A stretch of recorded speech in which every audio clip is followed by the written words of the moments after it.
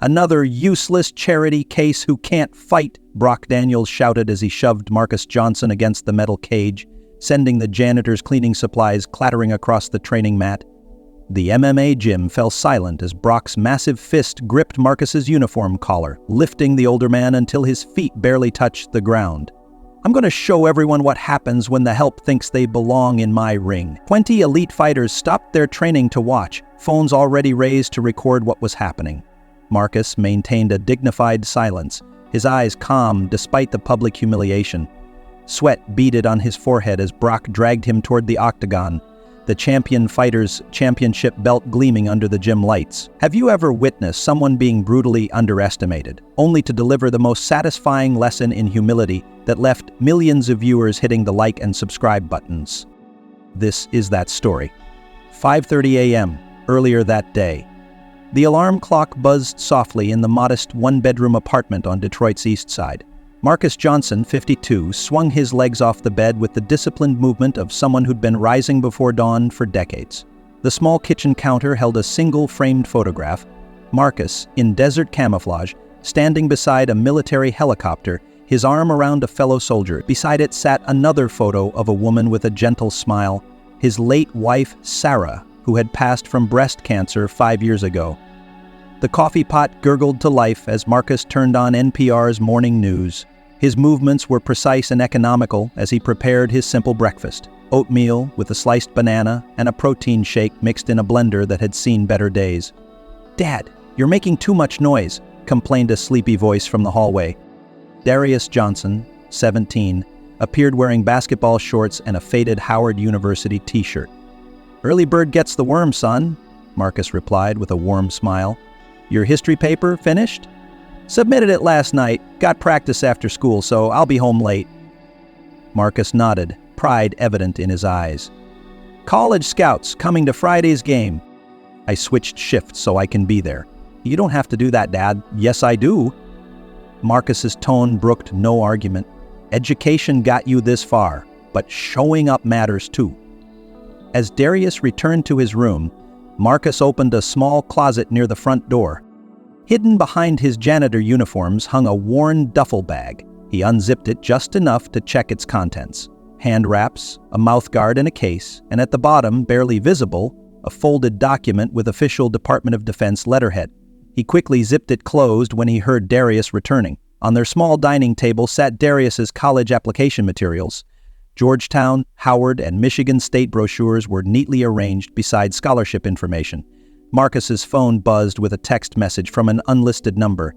800 briefing postponed to next week. Confirmation required. He quickly responded with a single word: confirmed. Marcus walked his son to the door, straightening Darius's collar in a gesture that seemed more habit than necessity.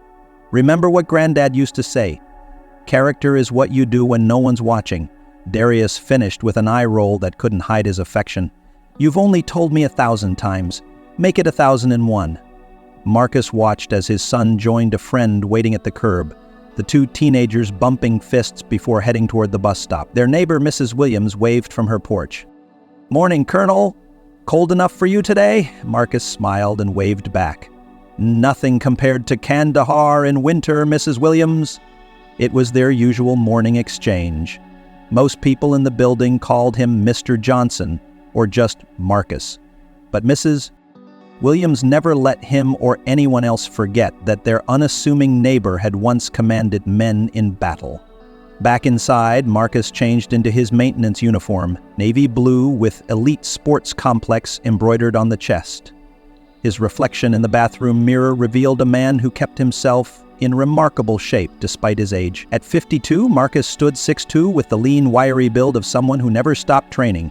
A neat salt and pepper beard framed a face marked by experience rather than age. His eyes, deep brown and watchful, betrayed an intelligence that most people at the gym never bothered to notice. Before leaving, Marcus performed his daily ritual, 50 push-ups, 50 sit-ups, and a series of stretches that would impress men half his age. The movements were smooth and practiced, his breathing controlled and deliberate. The Elite Sports Complex was Detroit's premier training facility, home to 3 UFC champions and dozens of professional fighters.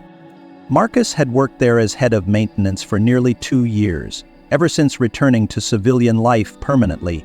His previous job at the VA hospital had ended when budget cuts eliminated his position. Now he kept the 50,000-square-foot facility immaculate. From the main fighting octagon to the luxury locker rooms used by celebrities who trained there, most fighters barely acknowledged his presence as he moved through the gym, fixing equipment, cleaning mats, and ensuring everything ran smoothly. He was part of the background, invisible despite his imposing height and military bearing. That invisibility suited Marcus fine. It gave him space to observe, to learn, and to keep his own training private. Only gym owner Tony Mercer treated Marcus with genuine respect. A former boxer himself, Tony had built Elite from nothing into a fighting empire worth millions. He'd hired Marcus after a 2-minute conversation, recognizing something in the older man that went beyond his qualifications as a maintenance worker. "I don't care where a man comes from," Tony had said. "I care where he's going and who he is when no one's watching."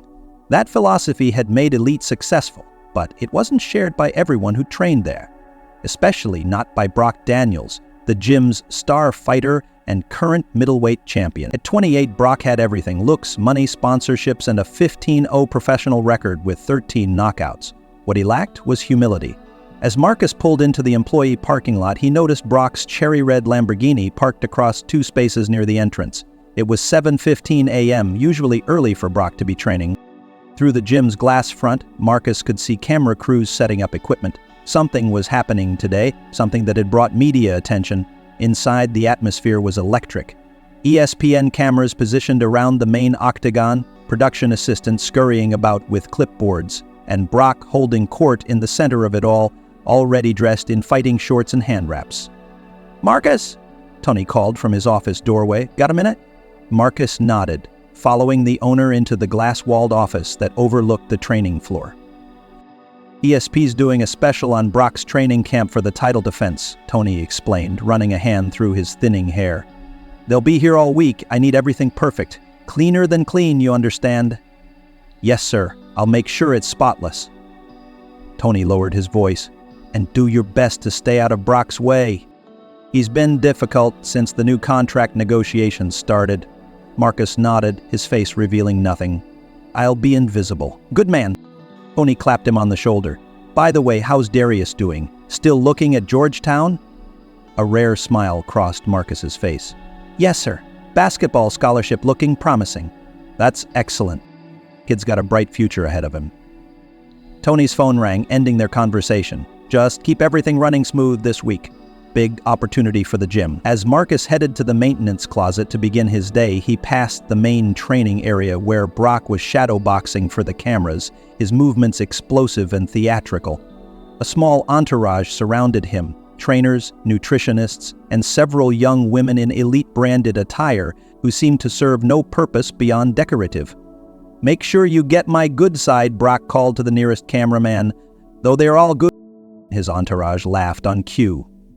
Marcus quietly retrieved his cleaning cart and began his morning routine, starting with the locker rooms furthest from the camera crew. He'd learned long ago to make himself scarce when Brock was performing for an audience. The fighter's ego required constant attention, and anyone who diverted that attention risked becoming a target. By mid-morning, Marcus had cleaned the auxiliary training rooms and weight areas, working methodically toward the main floor. The gym had filled with Elite's regular clientele: professional fighters, wealthy amateurs, and the occasional celebrity. They navigated around the ESPN crew, some clearly hoping to appear in the background of Brock's feature.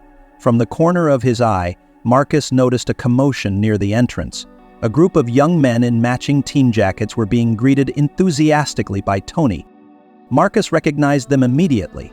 Fighters from Alleyway Boxing, a struggling gym from Marcus's old neighborhood that catered to at-risk youth. Their coach, Raymond Washington, had been Marcus's childhood friend. Tony was leading the group toward Brock, who had paused his on-camera workout to assess the newcomers.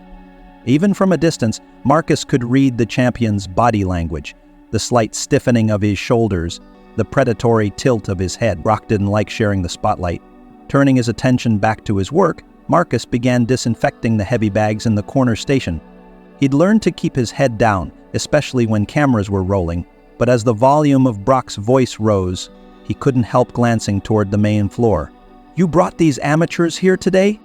Brock was saying to Tony loud enough for everyone to hear. "When ESPN is filming my documentary?" Tony raised his hands in a placating gesture. "It was scheduled months ago, Brock. These kids won the state championships. Part of our community outreach program." Brock's gaze swept dismissively over the young fighters, most of whom were black or Latino. "Outreach? Huh? Looks more like a recruitment drive for janitors." He laughed at his own joke, and several members of his entourage joined in. Marcus saw Raymond's face darken with anger, but the older coach placed a restraining hand on the shoulder of a young fighter who had stepped forward. This was Brock at his worst. Entitled, arrogant, and casually cruel. What happened next would set in motion events that would change everything at Elite Sports Complex, revealing secrets long kept and truths long hidden behind the careful facade Marcus Johnson had constructed around his life. The tension in the gym crackled like electricity before a storm. Raymond Washington, despite his 50-plus years and the gray threading his temples, stood with the straight-back dignity of someone who'd faced down worse than an arrogant champion. His young fighters clustered behind him, their expressions a mixture of anger and uncertainty. "These boys earned their spot here today," Raymond said calmly, "same as you earned yours in the ring." Brock Daniels circled closer, playing to the ESPN cameras that had swiveled to capture the confrontation. At 6'1" and 185 pounds of sculpted muscle, he physically dominated most spaces. His sponsor-laden training shorts and custom gloves reinforced his status as Elite's premier fighter. "Earned?" Brock laughed, glancing back to ensure the cameras caught his response. "Let's be real. They're here because the gym needs its tax write-off for charity cases."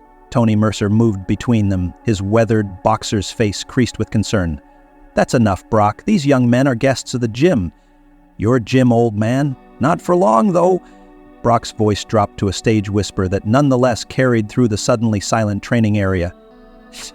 "New ownership might have different ideas about who belongs here." From his position near the heavy bags, Marcus continued working, his methodical movements betraying nothing of his internal thoughts.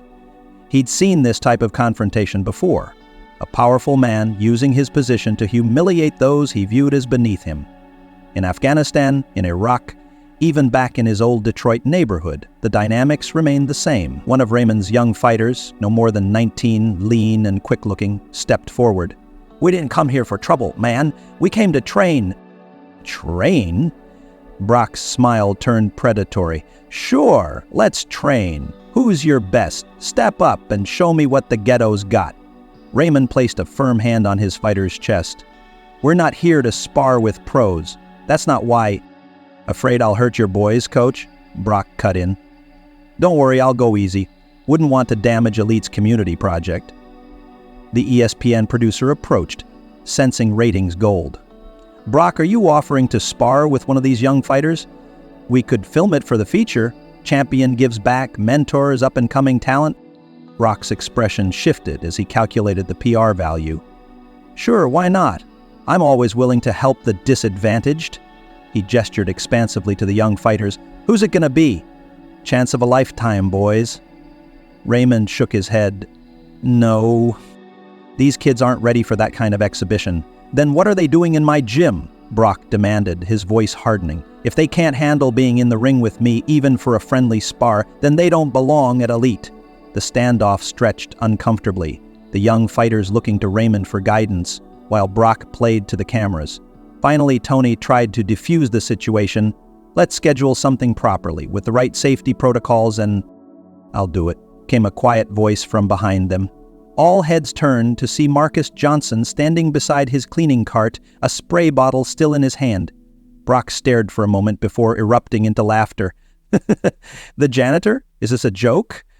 Marcus set down his cleaning supplies and walked toward the group with unhurried confidence. "These young men came to learn not to be bullied for your entertainment." His voice remained low and controlled, but something in his tone silenced the room. "Marcus," Tony warned, "don't get involved." Brock's amusement morphed into something uglier. "Listen to your boss, janitor. Get back to your mop before you get hurt." Marcus met Brock's gaze steadily.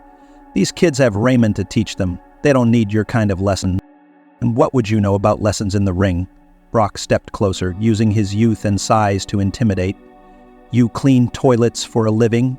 Several phones were now recording gym members, sensing the confrontation might be worth sharing. Brock, noticing the additional attention, decided to escalate. You know what? This is perfect. He turned to the ESPN crew. Change of plans. Instead of these kids, I'll spar with the janitor. Show what happens when someone forgets their place. The producer looked uncertainly between Brock and Tony. Is that allowed? This is my gym, Brock declared before Tony could respond. And soon enough, the paperwork will prove it. So yeah, it's allowed. Tony grabbed Brock's arm, pulling him aside. This isn't right, and you know it. What's not right is a maintenance guy thinking he can step to the middleweight champion, Brock hissed. He needs to learn respect. Marcus is not some kid you can push around, Tony insisted. He's the help, Brock cut him off. And it's time he remembered that. Meanwhile, Raymond had approached Marcus. You don't have to do this, brother. Not your fight. These kids came here to learn, not to be humiliated, Marcus replied quietly. Someone needs to show them that a bully with a belt is still just a bully. Raymond studied Marcus's face, seeing something there that others missed. You're not just a maintenance man, are you? A ghost of a smile touched Marcus's lips.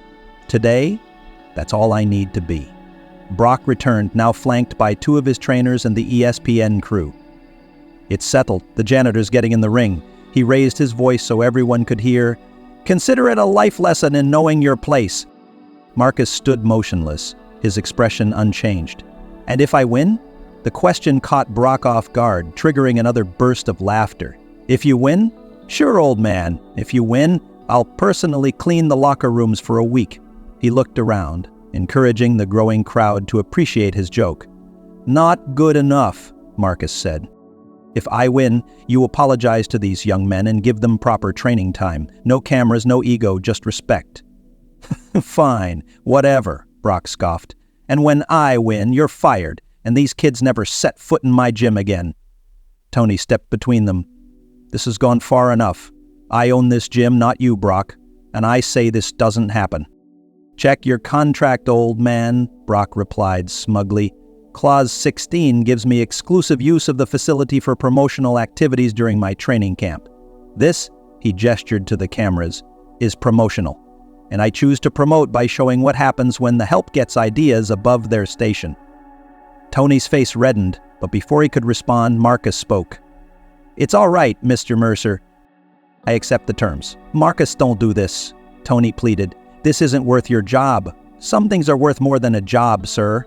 Marcus began removing his work shirt, revealing a plain white t-shirt beneath. His physique, normally hidden under the loose-fitting uniform, surprised many watching. Lean, defined muscle that spoke of regular training. The social media manager for Elite had begun a live stream on the gym's accounts, and viewers were pouring in by the hundreds, then thousands, as word spread. Champion vs. Champion. Janitor live now? Brock, sensing the growing audience, played to the cameras. Let's give the people what they want, a quick lesson in respect.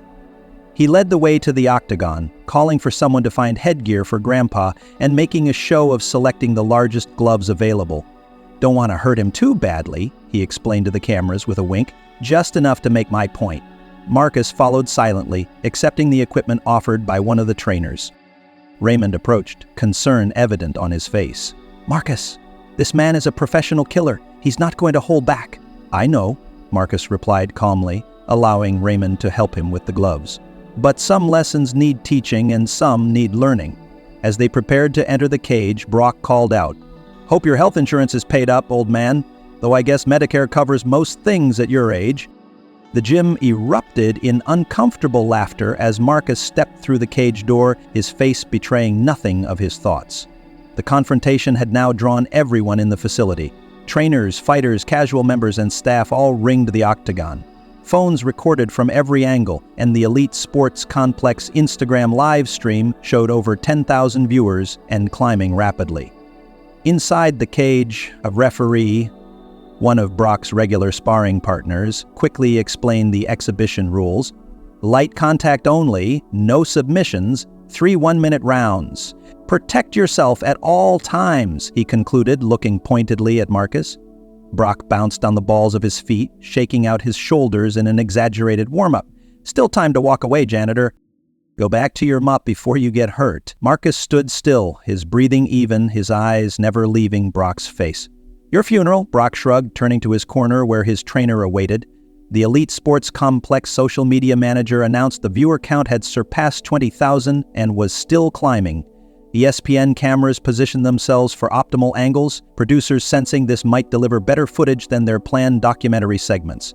As Marcus prepared in the opposite corner, Raymond leaned in through the cage. "Whatever happens, these kids are seeing something important today. Win or lose, you're standing up."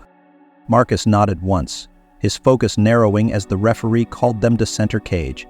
The live stream comment section exploded with activity. "Is this for real? Somebody stop this. Janitor about to get clean? Old dude got a death wish?" The referee looked between the two men, the champion in his prime and the maintenance worker 2 decades his senior, and asked, "Ready?" Brock nodded eagerly, already planning how he'd humiliate the old man without leaving marks that could cause legal problems. Marcus simply said, "Yes." "Fight!" The referee stepped back, and the confrontation that had been building all morning finally exploded into violence. Brock immediately charged forward, throwing a showy combination designed more to intimidate than damage.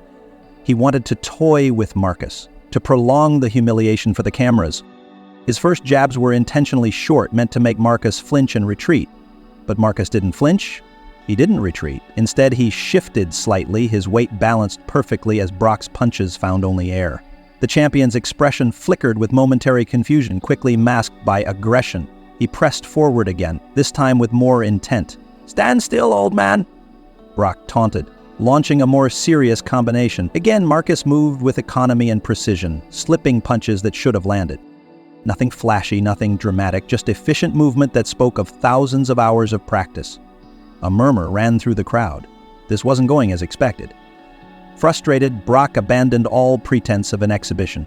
He threw a vicious right hook aimed directly at Marcus's temple, a shot that would have ended the encounter instantly had it connected. It never did.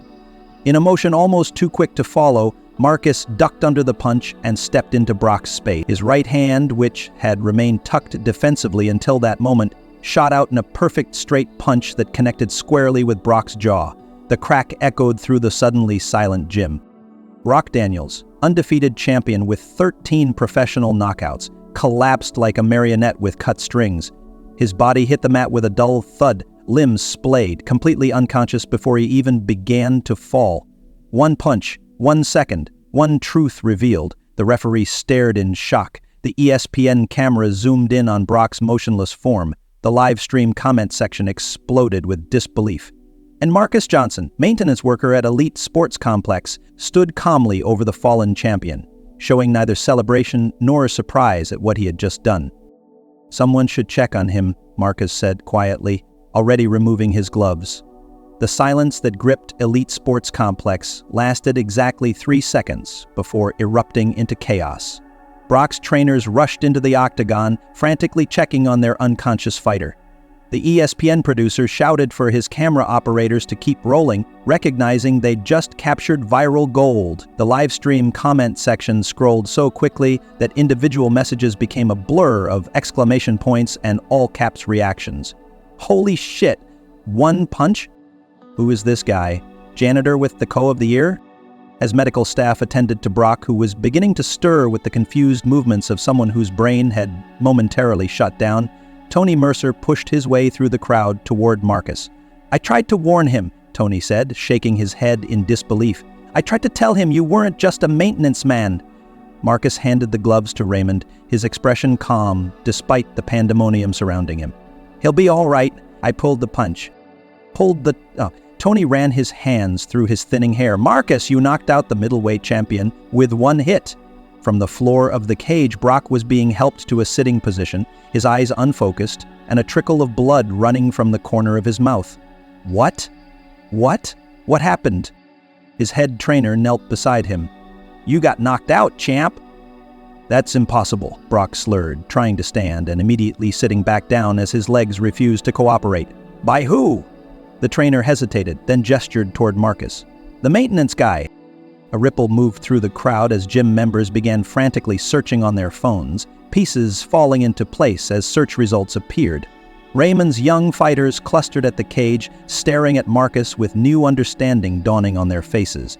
The ESPN producer pushed forward, phone in hand, showing a webpage to his cameraman. "Holy shit, get this on film now," he hissed, before approaching Marcus with the enthusiastic desperation of someone who'd stumbled onto career-defining footage. "Colonel Johnson," the producer began, holding up his phone that displayed a Department of Defense photograph, "or should I say Command Sergeant Major Marcus Johnson, retired, former Special Operations hand-to-hand combat instructor and three-time Armed Forces boxing champion." The revelation rippled through the gym in waves of shocked whispers. Phones appeared everywhere, people searching and finding snippets of information about the unassuming maintenance worker who'd just destroyed a professional fighter with one punch. Tony looked at Marcus with a mixture of respect and exasperation. "You never mentioned the Special Forces background on your application." "Wasn't relevant to fixing equipment and cleaning floors," Marcus replied simply, "and it was classified until recently." The ESPN producer thrust a microphone toward Marcus. "Is it true you trained Special Operations personnel in hand-to-hand combat for over 15 years? That you developed the military's current close-quarters combat system?" Marcus gently pushed the microphone aside. "I'm still on shift, sir. The locker rooms need cleaning." This response, so at odds with the moment's drama, triggered another wave of reactions from the crowd and the still-growing online audience.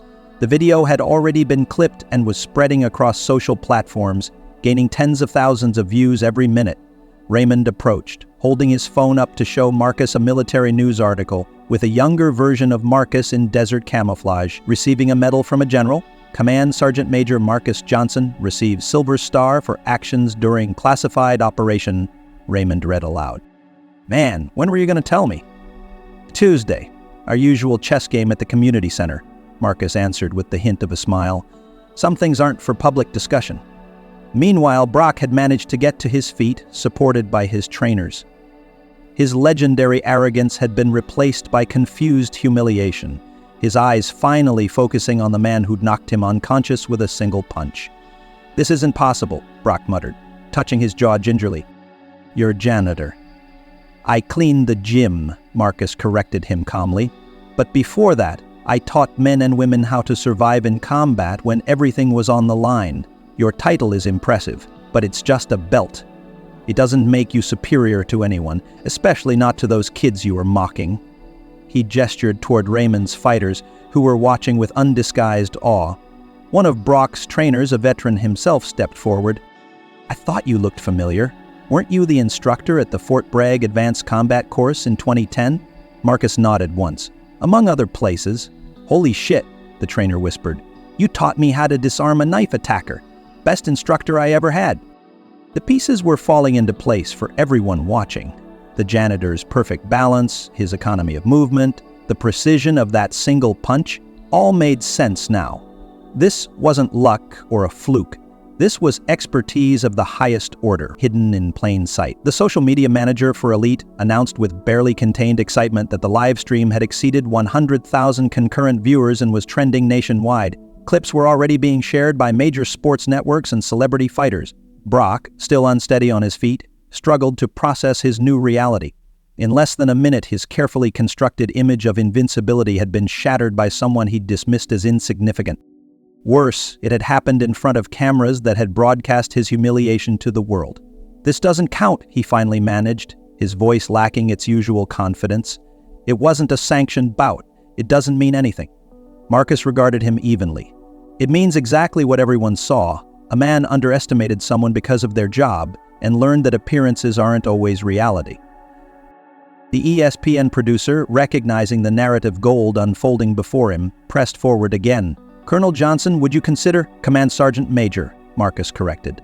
"And no interviews. I'm still on the clock." He turned to Tony. "Unless I'm fired, as per the agreement." Before Tony could respond, Brock's head trainer stepped forward. "No one's getting fired. That wasn't a legitimate agreement." Brock was way out of line.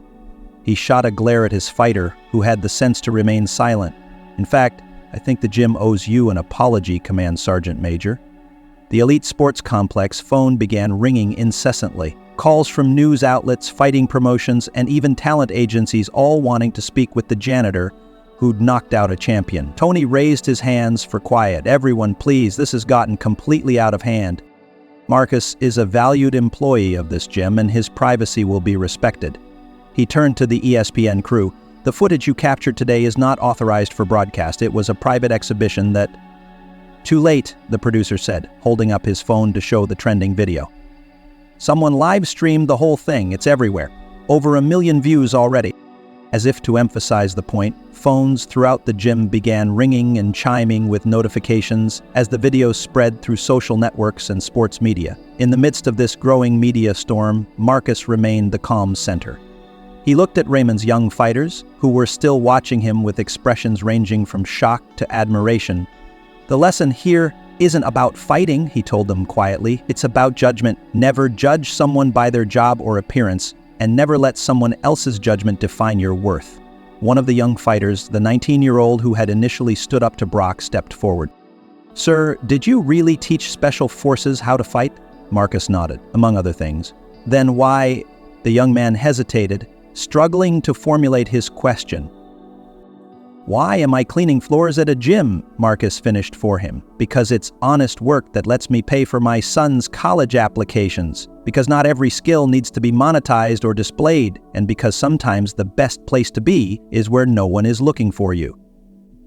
This philosophical response, caught clearly on the ESPN microphones, would later become one of the most quoted parts of the viral video, spawning countless memes and motivational posts across social platforms. While everyone was distracted by Marcus's revelation, Brock had been escorted to a private area of the gym. His ego was more damaged than his jaw, but the medical staff insisted on conducting concussion protocols. The undefeated champion had never been knocked out, not in competition, not in training, not ever. Until today, Tony pulled Marcus aside, concern etched on his weathered face. You realize what's going to happen now, right? Every media outlet in the country is going to be after you. Your phone will ring non-stop. People will recognize you everywhere you go. Marcus sighed, the first sign of genuine displeasure he'd shown all day. I appreciate your concern, Mr. Mercer, but I've dealt with worse than reporters.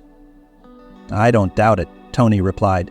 But this is the digital age. That video of you knocking out Brock is never going away. Your life just changed, whether you wanted it to or not. As if to prove Tony's point, the elite sports complex front doors burst open as local news crews arrived, alerted by the viral spread of the confrontation. Reporters and camera operators pushed into the gym, all asking the same question. Where's the janitor who knocked out the champion? Marcus looked at the approaching media swarm, then back to Tony. I think I'll take my lunch break now, sir. But it was too late. The secret was out, the revelation complete. Marcus Johnson, maintenance worker, military hero, father, and knockout artist, had been hiding in plain sight all along, and now the whole world knew. 3 black SUVs pulled up outside Elite Sports Complex exactly 27 minutes after the knockout video began trending nationwide. Men and women in impeccable suits emerged, moving with the coordinated precision that instantly identified them as federal agents to anyone familiar with such things. Inside, the gym had descended into controlled chaos. Local news crews jostled for position while elite staff attempted to maintain some semblance of order. Brock Daniels had been moved to the private physical therapy room, his entourage forming a protective barrier between the fallen champion and the media circus his arrogance had created. Marcus Johnson sat calmly in Tony's office, sipping water and showing none of the agitation that might be expected from someone thrust unexpectedly into the national spotlight. Over 2 million views now, Tony said, looking at his phone in disbelief. ESPN, Fox Sports, CBS Sports, they're all running it. Military hero disguised as janitor knocks out MMA champion. Your life just changed, Marcus. Only if I let it, Marcus replied evenly. A sharp knock interrupted them. Tony's assistant poked her head in, her expression a mixture of concern and awe. Mr. Mercer, there are federal agents here. They're asking for Command Sergeant Major Johnson. Marcus sighed. I was wondering how long that would take. Tony looked between Marcus and the assistant. Federal agents? What the hell? Before Marcus could respond, The door opened fully to reveal a tall, distinguished man in his 60s wearing a perfectly tailored suit. Despite his age, he carried himself with military bearing, and the small American flag pin on his lapel seemed more like a reminder than a decoration. "Command Sergeant Major Johnson," the man said, his voice carrying the unmistakable tone of someone accustomed to authority. "Quite a morning you're having." Marcus stood immediately, his posture shifting subtly into military attention. "Director Haywood, I wasn't expecting you personally. When one of my most decorated operators goes viral knocking out a professional fighter, I make time." Director Haywood turned to Tony.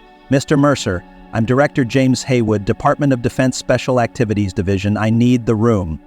Tony blinked, clearly overwhelmed. "Special Activities?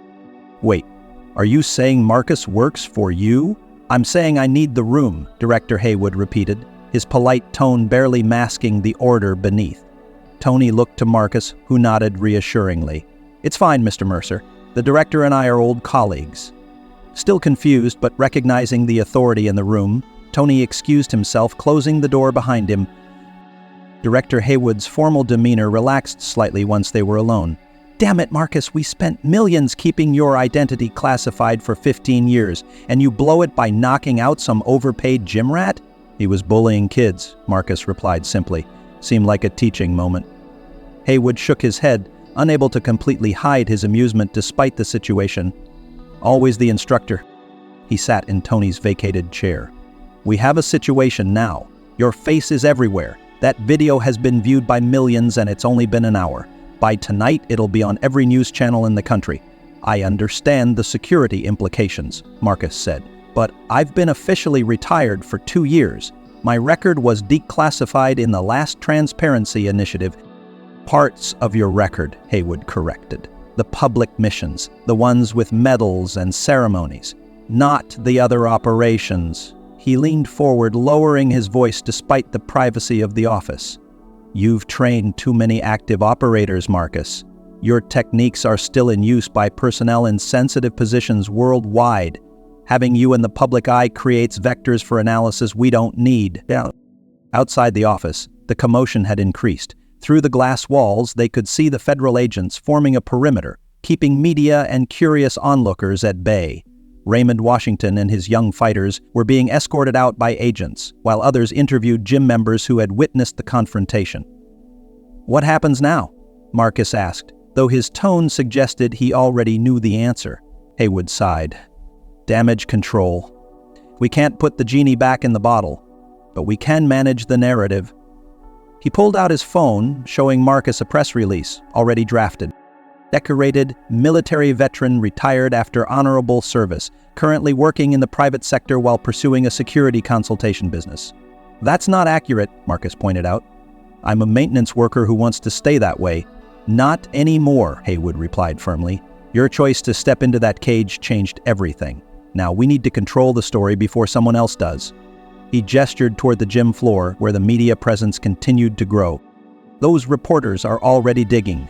They'll find your military records, your medals, your instructor certifications. But what they won't find, what we need to ensure they never find, are the classified operations, the methods, the network you built." Marcus understood.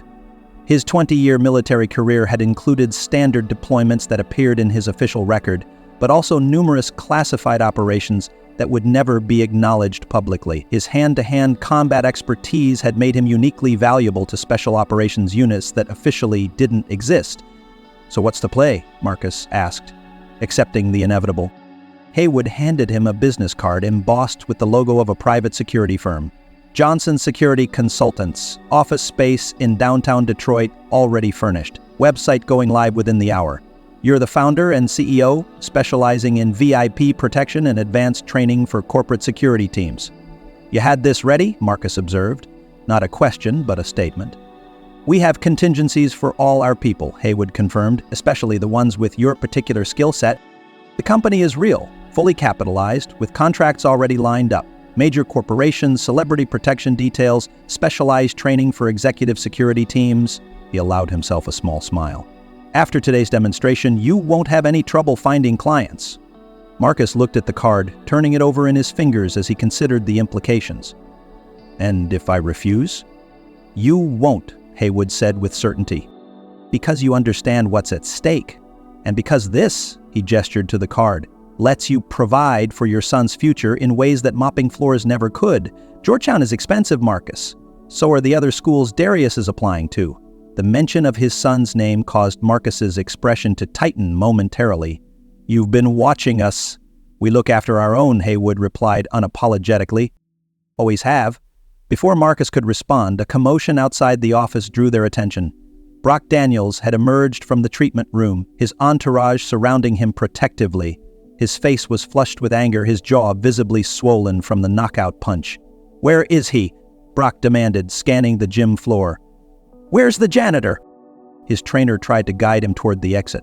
"Brock, let it go. The medical team said you need to rest, and I'm not leaving until I get answers." Brock shoved his trainer aside, spotting Marcus through the office glass. "There, that's him." Haywood observed the unfolding scene with cold calculation. "Your knockout video is bad enough, but if that idiot causes a scene with federal agents present, this becomes an even bigger media circus." Marcus stood, straightening his maintenance uniform. "I'll handle it." "Marcus," Haywood warned, "whatever happens next will be part of the public record. Keep that in mind." With a nod, Marcus exited the office and approached Brock, who was being physically restrained by his trainers as he shouted obscenities. The federal agents moved to intercept, but Marcus waved them off. "Mr. Daniels," Marcus said calmly as he approached, "you should be resting." Brock struggled against his handlers. "You set me up. You pretended to be a nobody, let me challenge you, and then embarrassed me in front of the world. Do you have any idea what you've done to my reputation?" "My sponsorships?"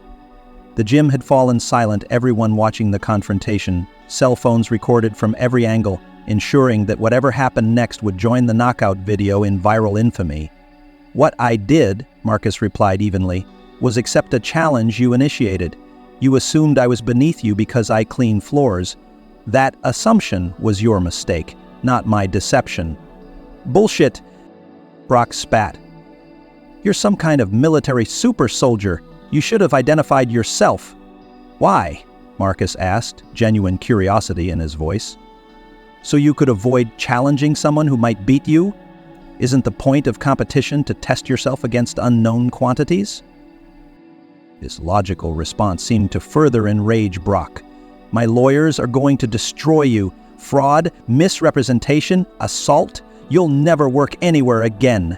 Director Haywood chose this moment to step forward, flanked by two agents. "Mr. Daniels, that's enough. Command Sergeant Major Johnson is a decorated war hero whose service record includes actions that have saved countless American lives. I strongly suggest you reconsider any legal threats, as they would necessitate a full investigation into today's events, including your unprovoked bullying of underprivileged youth and physical intimidation of gym staff." Brock faltered, registering for the first time the federal presence surrounding him. "Who the hell are you people?" "That's classified," Haywood replied with practiced authority. "What isn't classified is the agreement you made before entering that cage, an agreement witnessed by hundreds and recorded from multiple angles. You challenged Command Sergeant Major Johnson, established the stakes, and lost fairly." The ESPN producer, who had been filming the entire exchange, stepped forward. "Our footage clearly shows you initiated the challenge, Mr. Daniels. You specified the terms. If you lost, you would apologize to the young fighters and provide them proper training time." Brock's face cycled through emotions: anger, humiliation, defiance, and finally the dawning realization that he had no winning move. His carefully cultivated image as an unbeatable champion had been shattered in seconds, and now federal agents were effectively telling him to accept the loss with dignity or face worse consequences. "Fine," he finally managed, his voice tight with suppressed rage. "The kids can train here. Happy now, Janitor?" Marcus shook his head.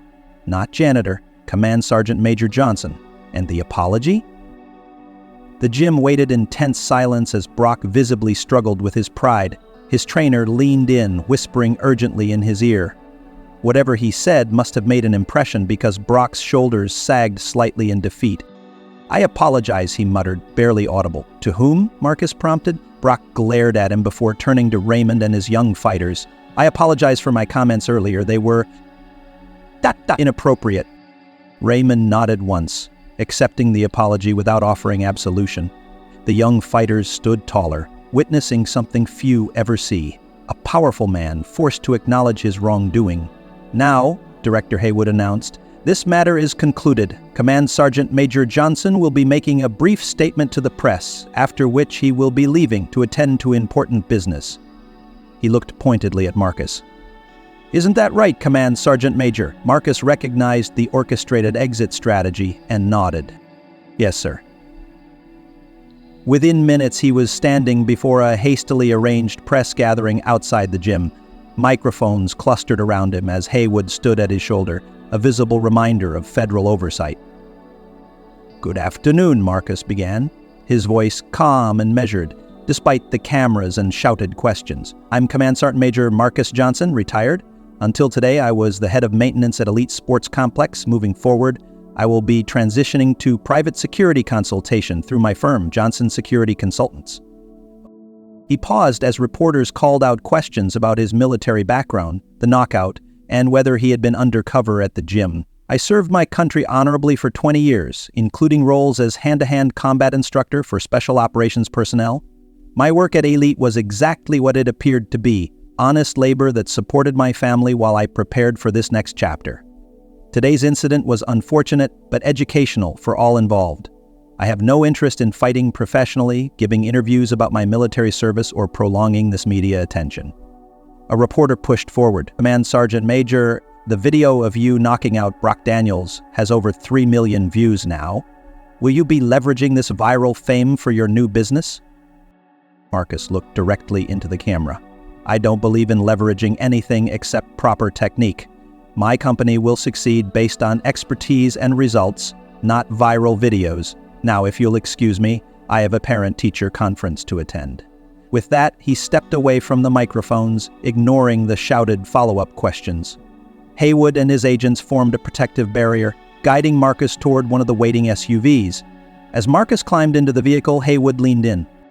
"Johnson Security Consultants is already fielding calls. Your first client meeting is tomorrow at 9 a.m., Executive Protection Assessment for the CEO of Michigan Automotive Group." Marcus nodded, processing the rapid transition his life had taken. "And tonight?" "Tonight, you go home to your son and explain why his father is suddenly famous," Haywood replied. "The dorms at Georgetown are expensive, Marcus. So is law school after that. This was always coming, we just accelerated the timeline." As the SUV pulled away from Elite Sports Complex, Marcus looked back at the gym where he'd spent 2 years in peaceful anonymity. That chapter had ended in 30 seconds of violence that would reshape his future and that of his son. The reckoning wasn't just for Brock Daniels and his wounded pride, it was for Marcus too. A reckoning with the skills he'd tried to leave behind and the public identity he'd avoided for years. Sometimes justice came in unexpected ways, reminding everyone that appearances and assumptions rarely told the whole story. 3 months later, the federal courthouse in downtown Detroit gleamed in the morning sun. Its imposing granite facade a stark contrast to the modern glass buildings surrounding it. Television news vans lined the street, their satellite dishes extended skyward like mechanical flowers seeking light. Inside the packed courtroom, Marcus Johnson sat on the witness stand, his posture military straight despite the civilian suit he wore. The navy blue material was tailored perfectly over his athletic frame, the discreet pin on his lapel marking him as a recipient of the Silver Star, a detail his lawyer had insisted upon for this appearance. "Command Sergeant Major Johnson," the attorney asked, pacing deliberately before the jury box, "please explain to the court how you came to be employed at Elite Sports Complex." Marcus leaned slightly toward the microphone. "After retiring from active duty, I wanted simple work while focusing on my son's college preparation. Elite was hiring, and the hours accommodated my schedule." "And at any point during your employment interview, did you conceal your military background?" "No, sir," Marcus replied. "My resume listed 20 years of military service. The specific nature of some operations remains classified, but my general service record was provided." The attorney nodded, glancing briefly at the jury to ensure they registered this point. "And on April 15th of this year, you were involved in an altercation with the plaintiff, Brock Daniels. Could you describe the events leading up to that incident?" Marcus recounted the confrontation objectively, his voice steady and factual. He described Brock's behavior toward the young fighters, the challenge that followed, and the knockout that had since been viewed over 50 million times across various platforms. In the gallery, Raymond Washington sat with his youth boxing team, all dressed in matching blazers donated by a local business that had been inspired by their story. Beside them sat Darius Johnson, now a freshman at Georgetown University on a full academic scholarship that had materialized mysteriously after the incident. The attorney continued his questioning. Mr. Daniels has claimed that you fraudulently misrepresented yourself as just a janitor in order to humiliate him. How do you respond? I never misrepresented myself, Marcus answered. I was the maintenance supervisor at Elite. That was my job. Mr. Daniels made assumptions about my capabilities based solely on my occupation. In the plaintiff's chair, Brock Daniels shifted uncomfortably. The past 3 months had not been kind to the former champion. After the viral knockout, 3 of his major sponsors had canceled their contracts, citing morality clauses regarding his behavior toward the young fighters.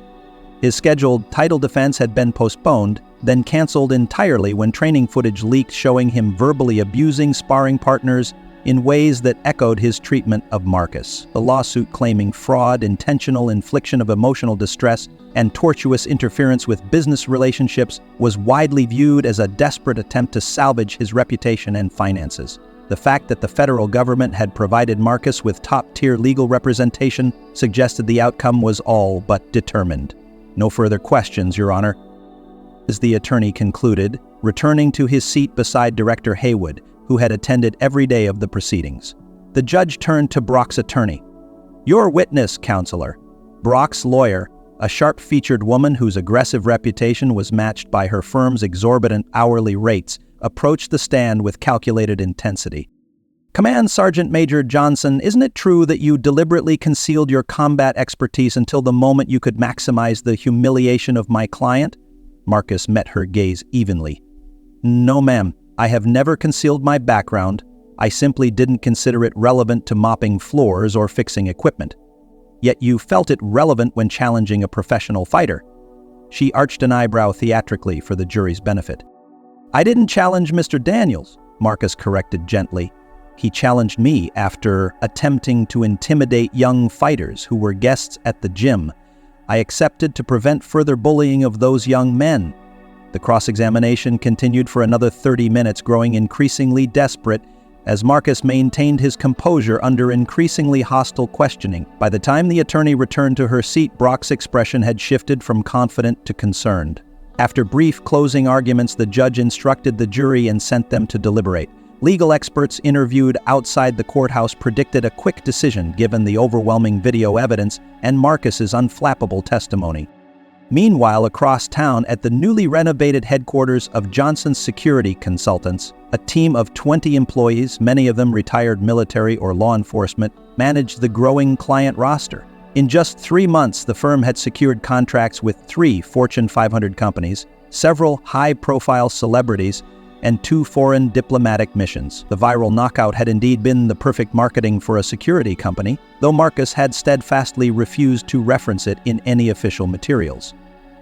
Instead, the company's rapid success came from the unprecedented expertise of its founder and his personal network of highly trained former operators who found civilian purpose through his employment. The office's conference room wall displayed framed news articles about the JSC method of security training, a comprehensive system that combined Marcus's military experience with real-world civilian applications. Professional sports teams now sent their security personnel for certification. Corporate executives requested personal training. The waiting list for services extended months into the future. At exactly 2:17 p.m., less than 3 hours after being dismissed to deliberate, the jury returned with their verdict. The courtroom fell silent as the foreman stood. On the claim of fraud, we find in favor of the defendant, Command Sergeant Major Johnson. Murmurs rippled through the gallery. On the claim of intentional infliction of emotional distress, we find in favor of the defendant. Brock's shoulders slumped visibly. On the claim of tortious interference with business relationships, we find in favor of the defendant.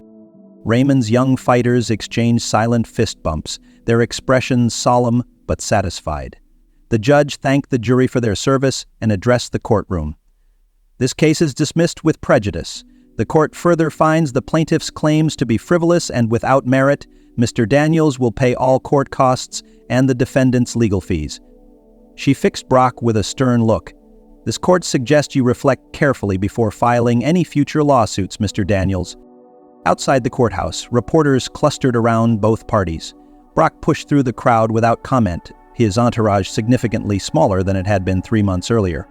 Marcus, however, stopped briefly at the microphone stand that had been prepared.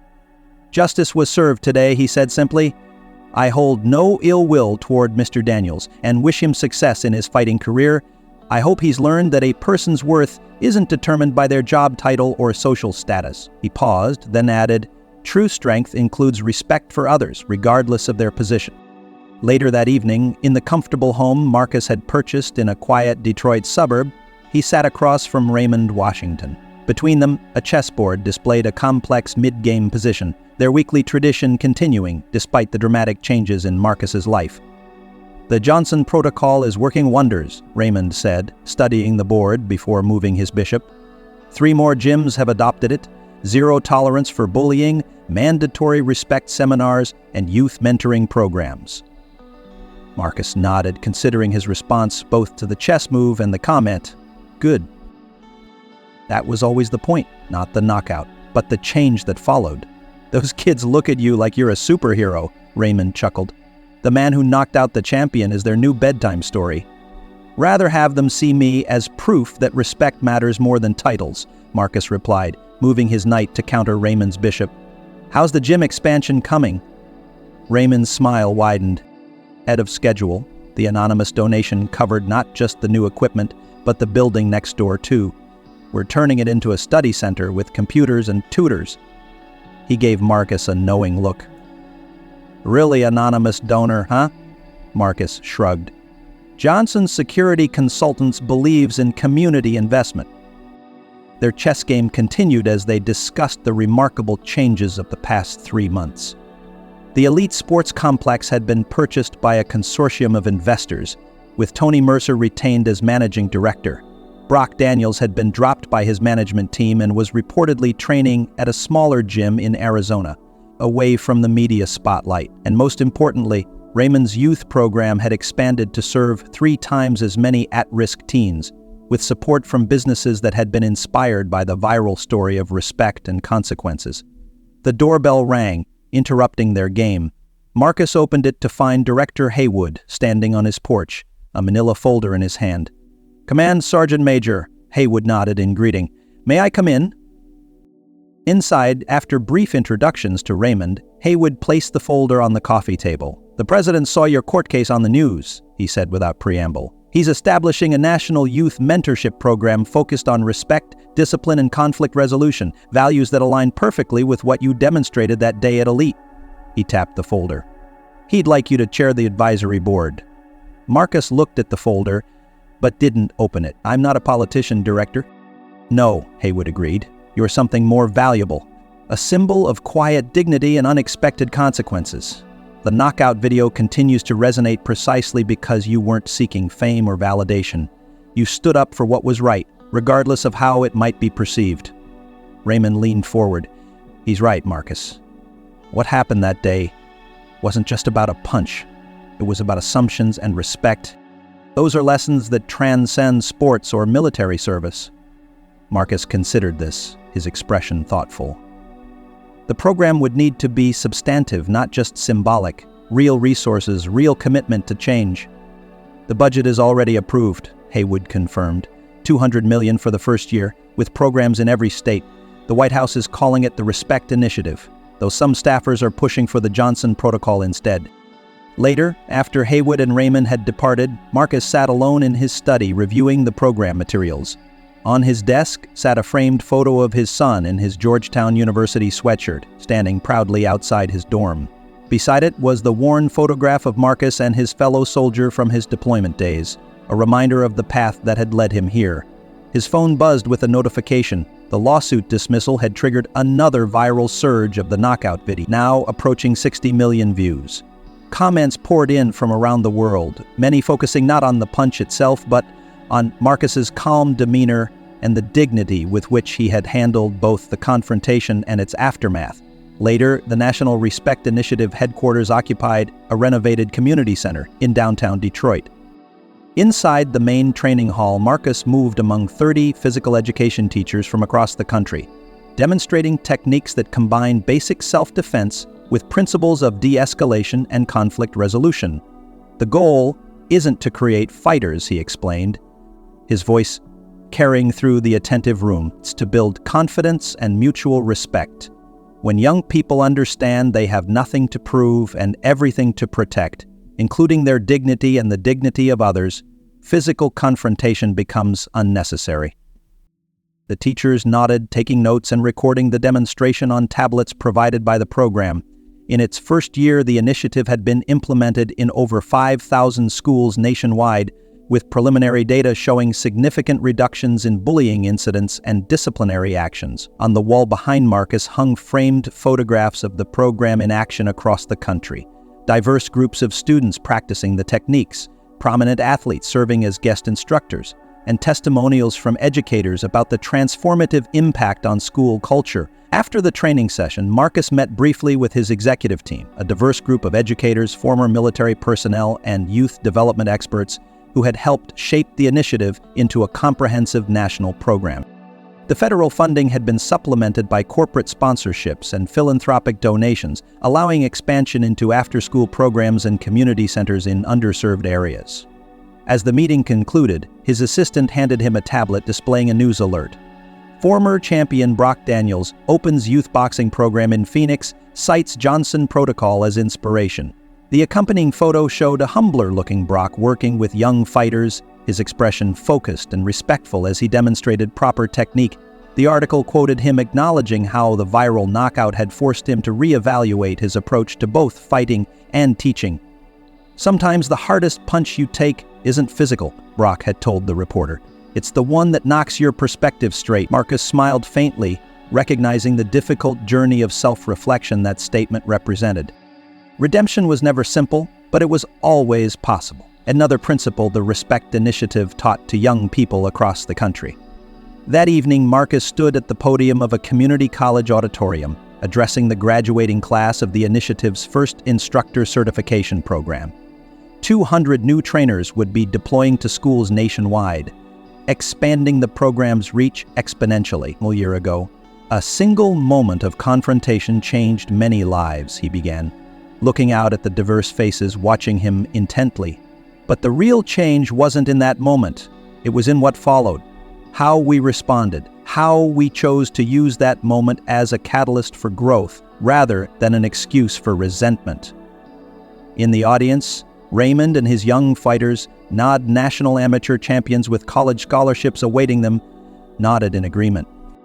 Beside them sat Darius, home from Georgetown for the summer and working as an intern with the initiative's policy team.